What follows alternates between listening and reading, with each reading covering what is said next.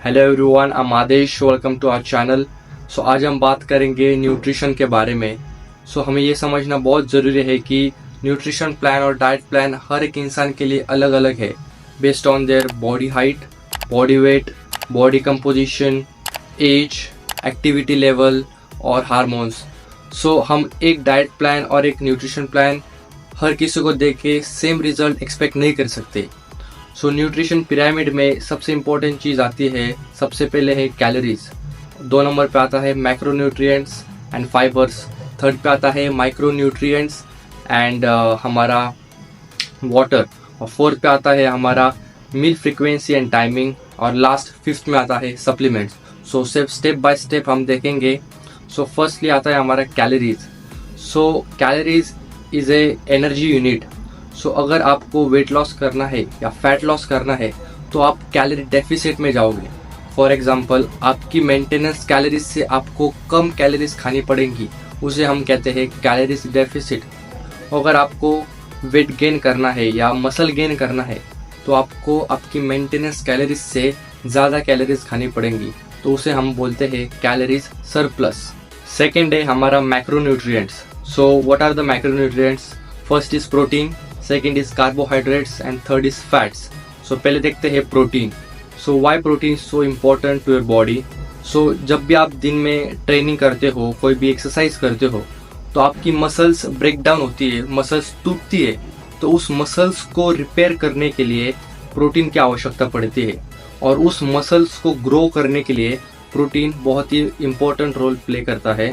Sufficient amount of protein आपकी body में हर रोज जाने चाहिए। Second is carbohydrates. Carbohydrates is a energy source. आप दिन भर में जो भी काम करते हो, ट्रेनिंग करना, खेलना कूदना, हिलना डुलना, कोई भी काम करते हो, उसके लिए आपको एनर्जी की ज़रूरत पड़ती है, और वो आती है हमें कार्बोहाइड्रेट्स से। Third is fats.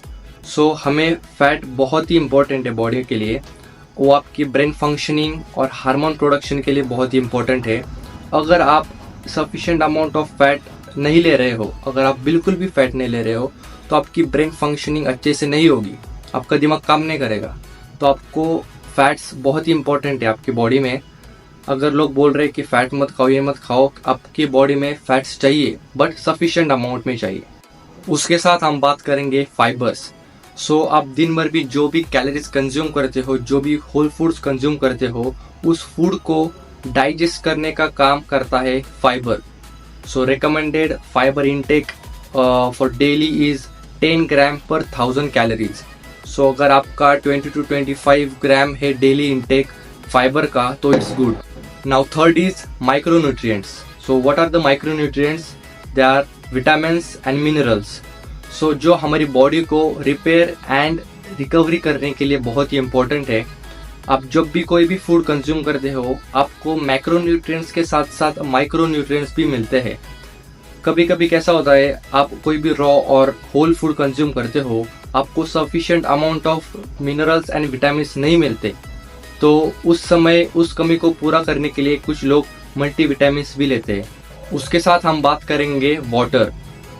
आप जब भी कोई ट्रेनिंग करते हो, कोई भी टाइप की एक्टिविटी करते हो, तो आपकी बॉडी से वाटर रिलीज होता है थ्रू स्वेटिंग एंड यूरिनेशन। तो आपको ये ध्यान में रखना है कि पानी आपकी रिकवरी को डिले कर सकता है, आपकी रिकवरी देर से हो सकती है अगर आप सही मात्रा में पानी नहीं पिएंगे। तो always keep in mind that stay hydrated. Now fourth is meal frequency. अगर आप दिन में 3 से 5 मील खा रहे हो तो बहुत ही अच्छा है, और अगर आप दिन में एक ही मील खा रहे हो बहुत बड़ा, लाइक 3000 कैलोरीज, तो आप खुद ही सोचिए कि आपकी स्टमक पे कितना लोड आएगा उस फूड को डाइजेस्ट करने के लिए। तो always keep in mind that बहुत बड़ा एक मील खाने से अच्छा है आप उस मील को डिवाइड करिएगा, लाइक 3, 4, 5 और 6 मील्स में उस फूड को डिवाइड करिएगा। उसके साथ हम बात करेंगे टाइमिंग।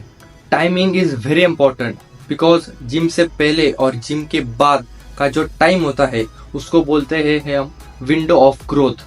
बिकॉज आप जब भी जिम से आते हो, आपके मसल्स टूटे होते हैं, तो उस मसल्स को रिपेयर करने के लिए आप जो भी न्यूट्रिएंट्स बॉडी में लेते हो वो बहुत ही इम्पोर्टेंट होता है।